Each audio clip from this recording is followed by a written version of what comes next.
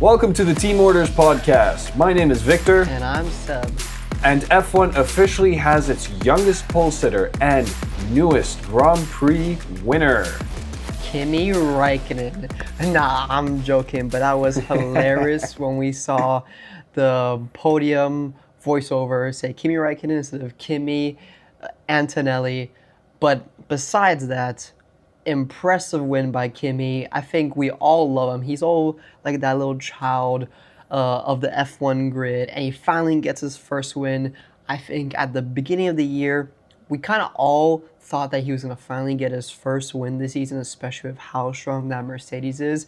But to finally see him in only the second race of the year is very impressive, and it was just so emotional. You know, to finally see an Italian driver finally on that top side of the podium the first time in 20 years. And we had a Mercedes 1, 2, 3 in Kimi, George, and Lewis.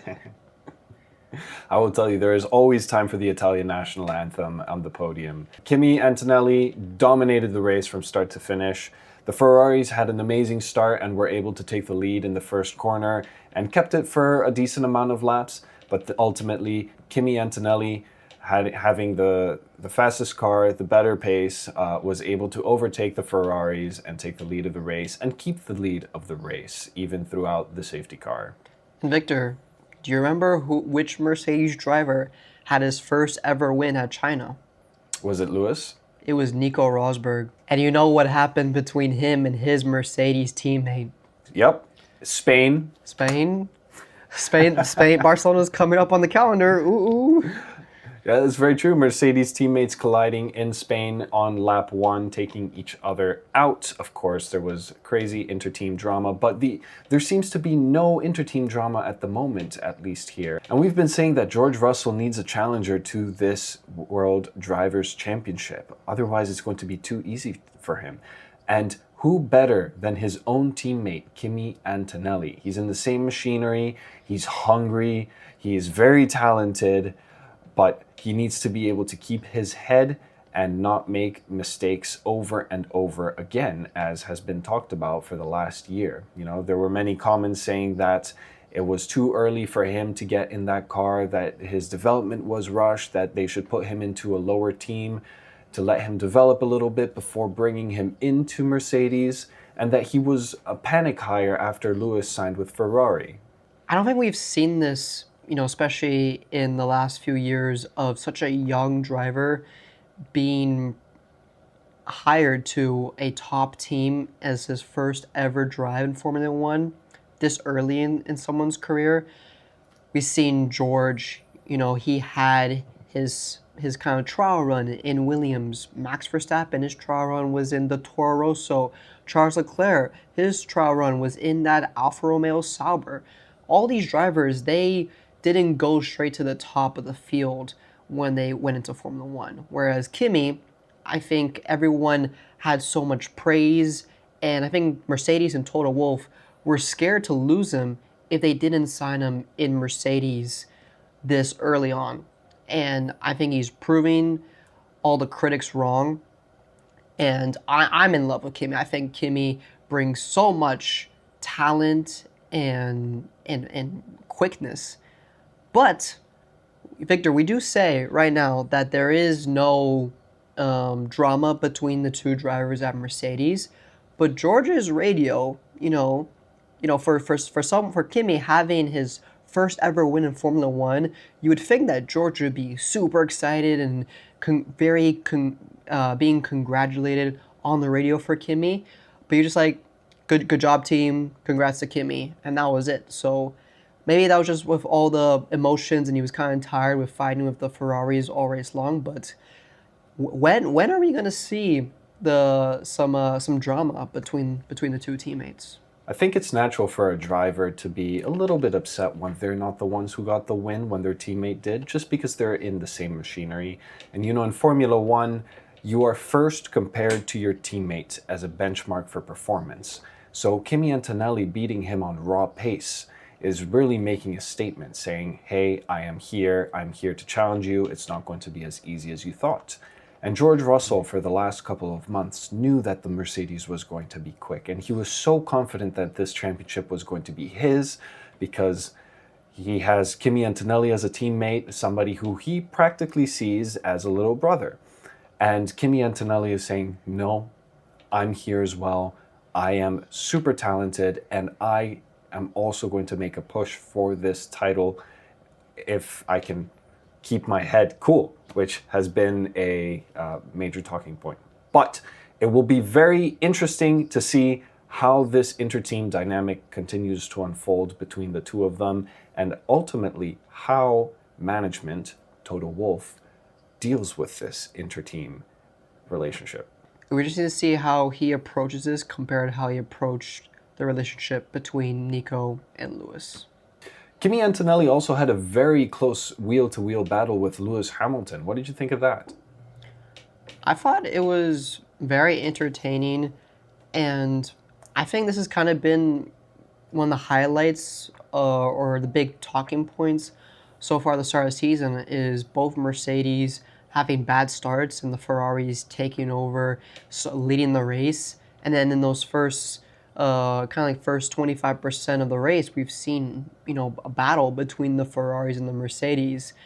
And it's actually been very entertaining to watch.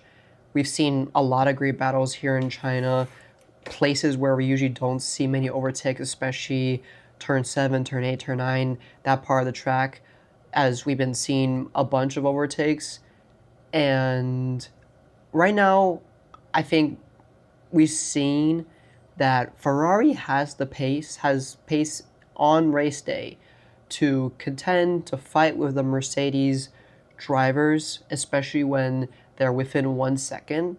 But when Kimi was able to get at least 1 second outside of Lewis,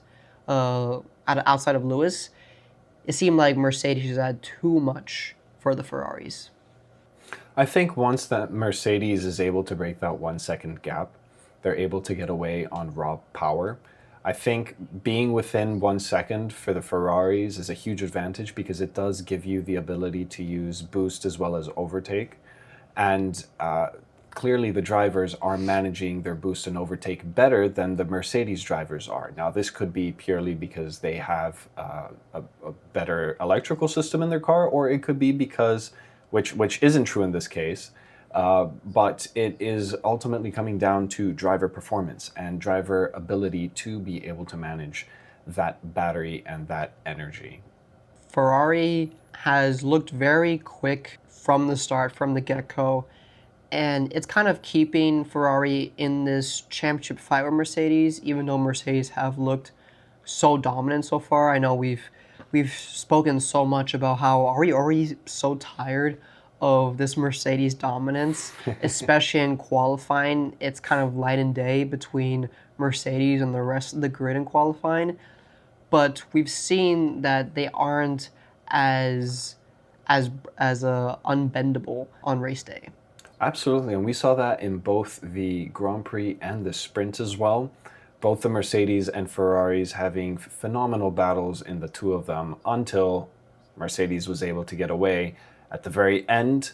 But it does show that Ferrari is still there. They are very much breathing down Mercedes' necks. And one small mistake from Mercedes can cost them the victory here. It will be interesting to see how each team develops their cars. Ferrari clearly have a very good aero package. They are much quicker than Mercedes in the turns, and Mercedes is a lot quicker down the straights than Ferrari, meaning that they have a much better engine.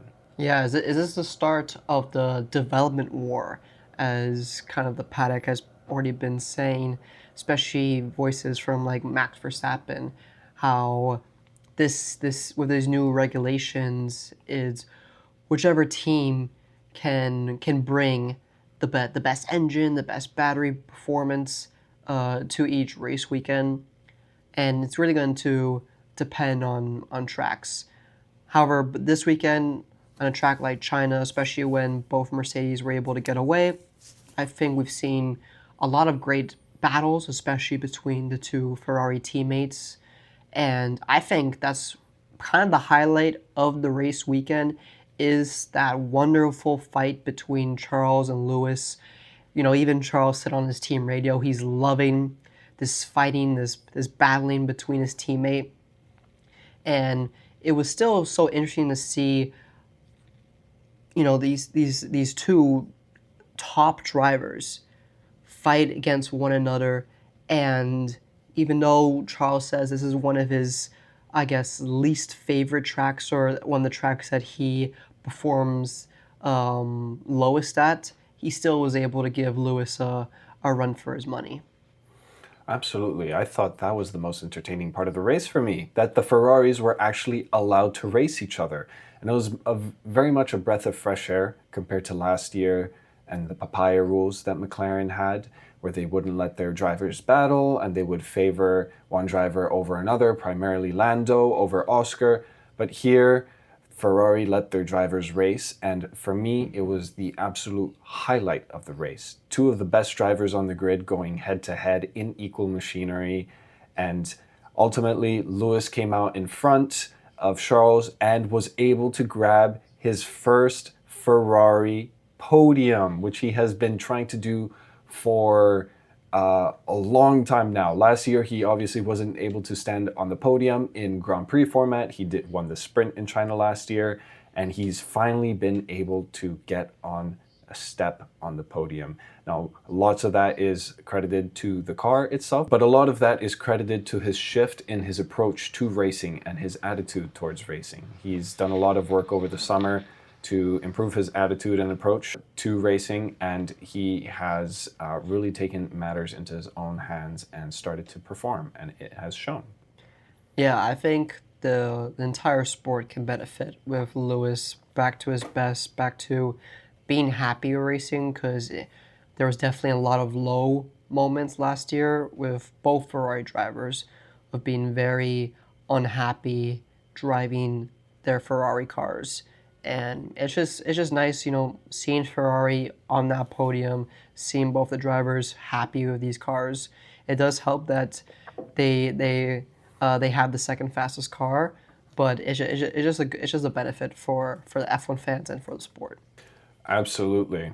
One team, however, whose drivers are very unhappy after today's race, McLaren. I would be Neither. No, I would not. I would be heated. Neither of their drivers took the grid. However, Oscar Piastri did do better than he did in Australia, and he actually got to the grid this time.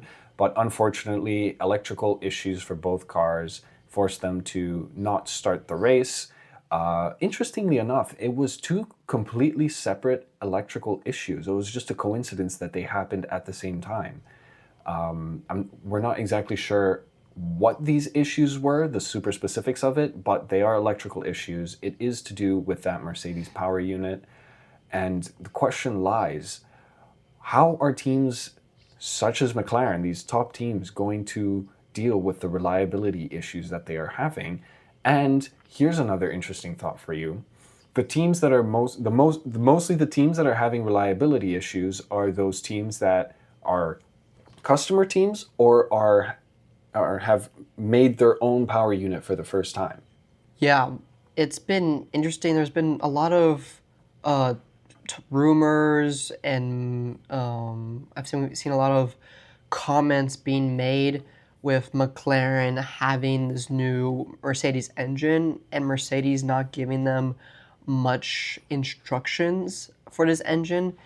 It's kind of like, oh yeah, they've given them the engine and they haven't given McLaren like a manual for the engine. It's just like, here's the engine, that's what you bought, that's all you get.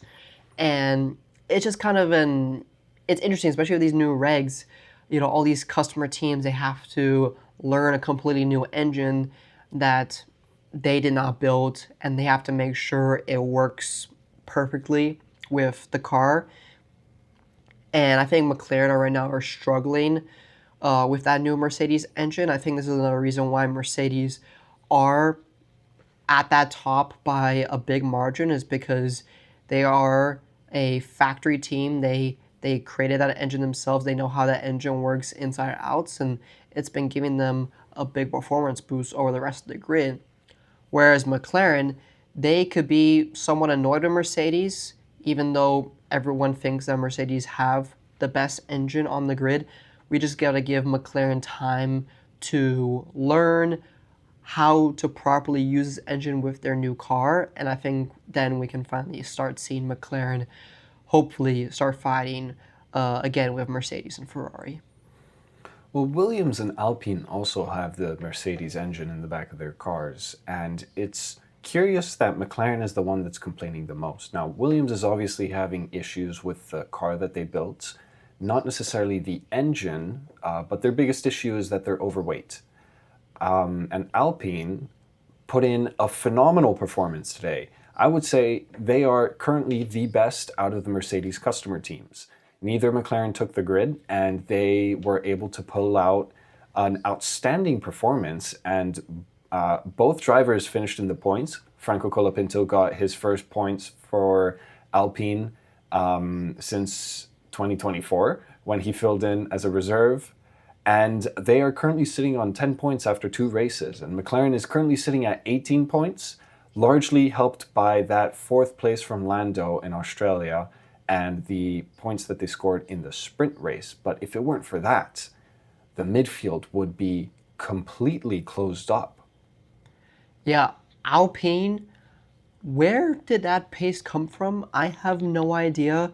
With Pierre Gasly being faster than Max Verstappen in a Red Bull today, no one saw that coming. I think Pierre had an unbelievable weekend, qualified in P7 in both sprint and normal qualifying, and finishing the points in both the sprint and the race. Unbelievable weekend by him. And I think Franco was a bit fortunate to do score points today, especially with so many retirements, and also Esteban Ocon kind of taking him out into turn 1 and 2. But that Alpine, I think that's needs to be a bigger talking point, because Alpine, as we remember, they finished last in the constructors last season. Alpine, a team that used to be Renault. It's the Enstone team. That team has so much history, and finishing last in the championship is such a bad look. So I'm so happy that they have turned a very fast corner, and they're finally fighting for points again. That was a surprise for sure. And apart from the Ferrari battle, the other battle I really enjoyed during today's race was that Alpine-Haas battle. Both drivers from both teams going at it for a solid 10 laps after the safety car came in. And there were maybe half a dozen overtakes during that battle, and dozens of looks and defenses. And it was such a breath of fresh air to see so much battling going on, and not just a DRS train in the midfield as we've had for the past couple of years. Yeah, I'm loving this midfield battle, Haas and Alpine, and then hopefully in the next coming races with Audi, if they can fix their reliability issues, we can see a very interesting midfield fight. And if Red Bull still continue to struggle, that's a 4-way fight right now in that midfield. And can we talk about Ollie Behrman, who finished 5th, which is his career best result? And he, in the post-race interviews, he was obviously very happy with 5th, but he was also a little bit disappointed that he wasn't able to be closer to the Ferraris and the Mercedes.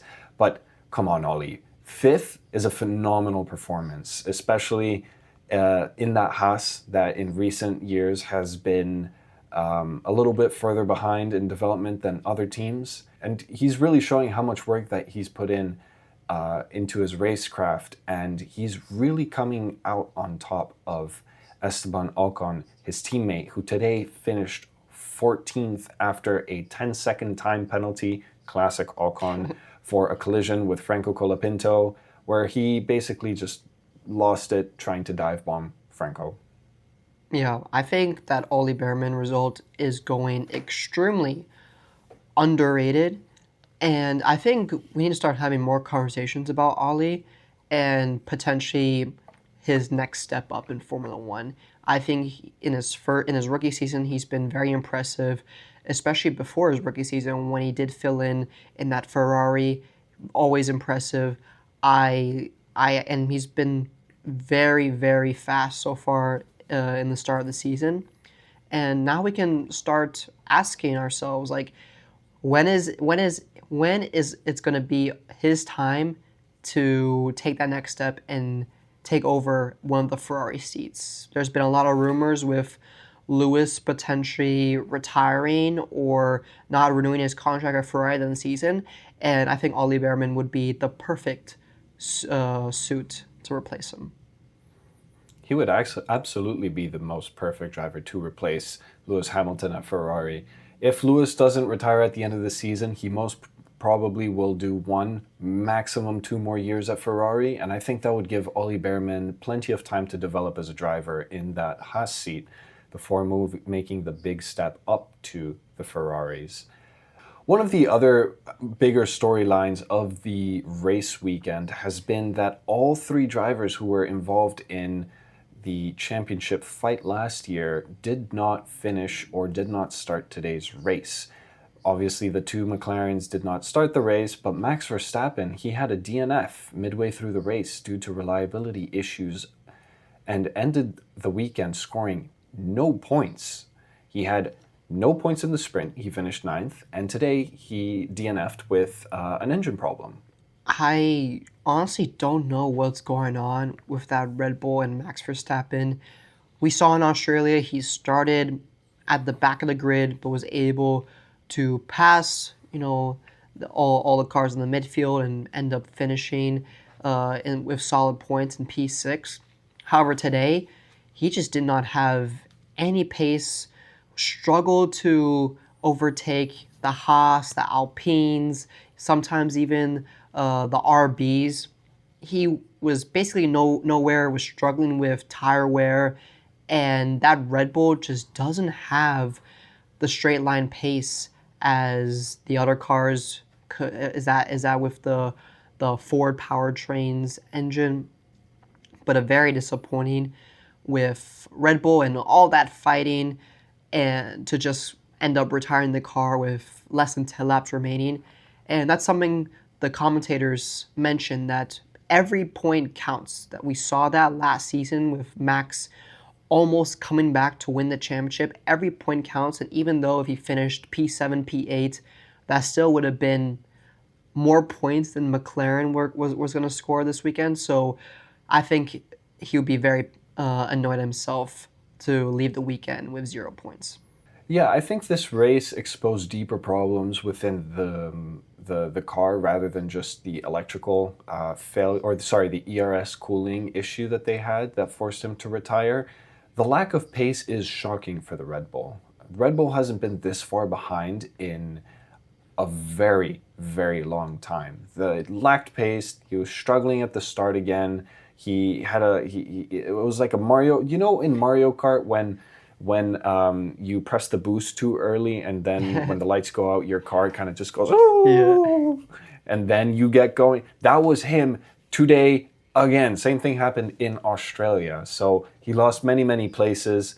He's really been struggling to wrangle that bull, and he's having oversteer. He's getting understeer both at the same time. That car is nowhere. The aero package is very difficult to work with, and they need to get a move on with development. And I think the 5-week break, now with the confirmation of Bahrain and Saudi being cancelled, that extra time is really going to allow them to focus on the new upgrades that they are going to bring to Miami so that they can start to look a little bit more competitive in that upper midfield. The situation right now at Red Bull is really bad, but I think the situation at Aston Martin is even worse, because, oh my God, what is going on with Fernando Alonso and all the vibrations on that car? It was honestly unbelievable seeing the onboard replays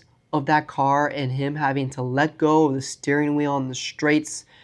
And I just feel so bad for Alonso having to retire because he can't feel his arms, his legs, and this is very bad. And at what point do you think that Fernando just starts calling it quits for the season. I find it difficult to see that he'll quit halfway through the season, as in retire. But it is a very big possibility that he does retire at the end of the season if Aston Martin continues on its current trajectory.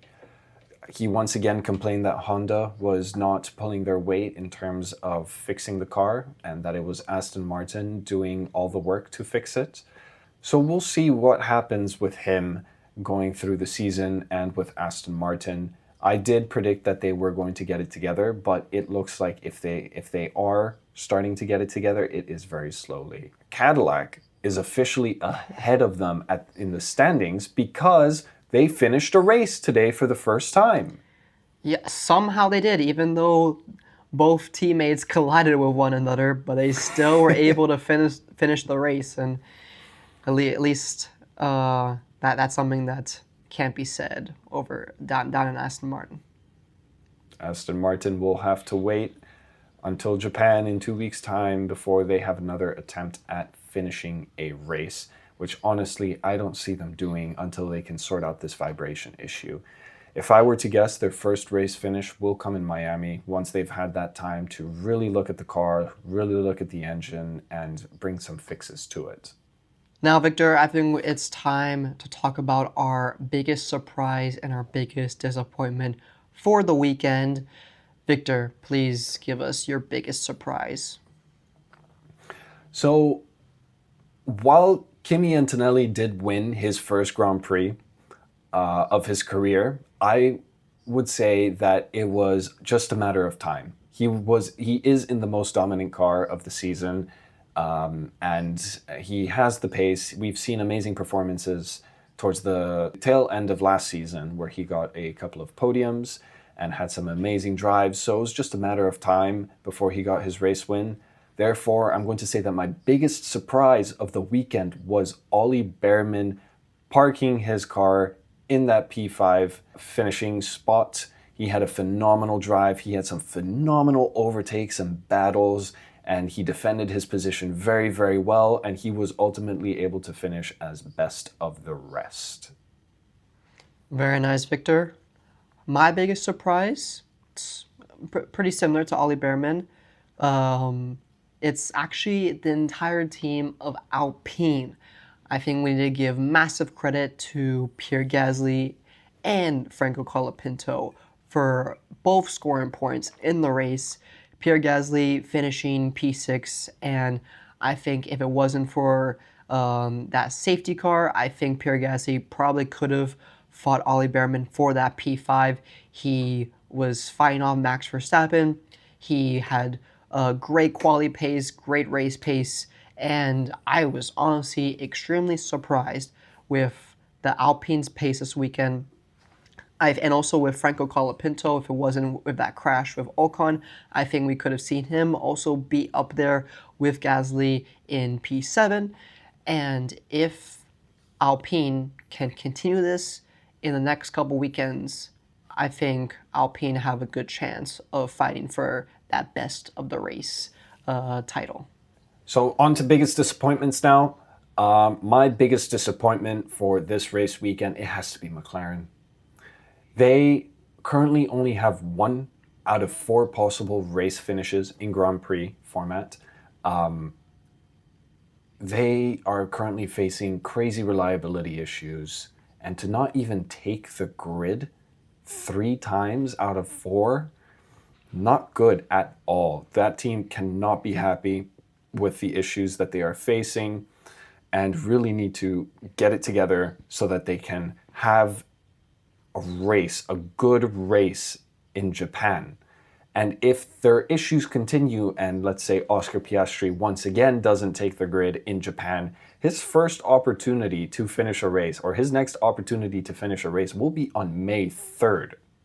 I 100% agree with you. McLaren, I think it's honestly embarrassing to have both cars not even start the race, and especially coming off back-to-back constructors titles with Lando Norris winning his first ever Drivers' Championship and showing up this poorly to the start of the season. It is very embarrassing.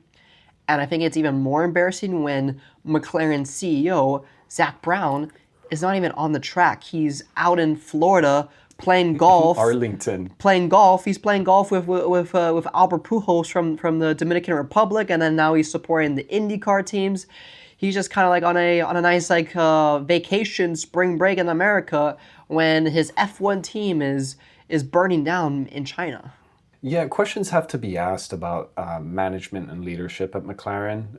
Obviously, it's too early to come to any conclusions, but it is concerning that Zach Brown is away and on a vacation, essentially, while his team is severely underperforming. And your job as CEO is not to just lead the team to great results, but it's also to keep the relationships with your donors in good standing. If the team continues to not produce results, then those relationships are going to suffer, and he's going to have that much of a harder time managing those relationships. So at some point, he's going to have to show his face. He's going to have to make sure that he shows up to Japan and is there until McLaren can at least get back on the right foot. My biggest disappointment, McLaren was a close second, but my biggest disappointment is Audi. We've seen they have very good race pace. They can be a contender for that midfield, for that best of the rest title. And this type of weekend is weekends when you need to be finishing races and scoring points, with both McLarens retiring, with Max Verstappen retiring, with all these reliability issues from these top teams. Audi needs to be there and take advantage and score crucial points, because these type of races is where they score their big chunk of points. And for both drivers, Gabby Bortoleto to not even start the race, Nico Hülkenberg having pace issues, to come out of this weekend with 0 points is very disappointing, very frustrating from the team, especially because I know, and I think the team knows, that they could definitely have been there with the likes of Behrman and Gasly, Haas and Alpine to be scoring, these very crucial points. Yeah, hugely disappointing for them after the phenomenal race weekend that they had in Australia. First time using a brand new engine. It can always be very difficult. So maybe it was a honeymoon phase in Australia, and maybe this is the reality for them at the moment. So we shall see how they bounce back in Japan. Hopefully both cars will be able to start the race this time. And hopefully both cars can also finish the race this time. Now, Victor, let's recap our podium predictions. Remind us all, what were your top 3 predictions for this race weekend? My predictions for China's podium were Leclerc, Russell, and Hamilton. I did get Russell and Hamilton correct in P2 and P3, so I got 2 points for each of those. I don't get any points for Charles. He finished 4th, and obviously Antonelli getting the win there. You had predicted Russell, Hamilton, and Antonelli. So you predicted the podium correctly, however, in the wrong order. So you do get points for all 3 drivers. You get 3 points in total, 1 for each. And that leaves us tied on points so far in the season, because obviously last time I got 1 point, you got 2 points. Today I get 4 points, you get 3 points, so we're tied 5-5. Yeah, I had a better weekend last weekend. You had a better weekend this weekend. So it's going to be interesting to see what happens next time around in Japan. Yes, and then who knows, maybe we'll go into the spring break tied on points again. It's definitely a possibility. Thank you so much for watching our Chinese GP recap episode. Make sure to subscribe, follow, comment down below. What did you think about this weekend? Thank you so much for watching our Chinese GP recap episode. Make sure to follow, subscribe, like, and comment so you're up to date with all of our content. See you next time.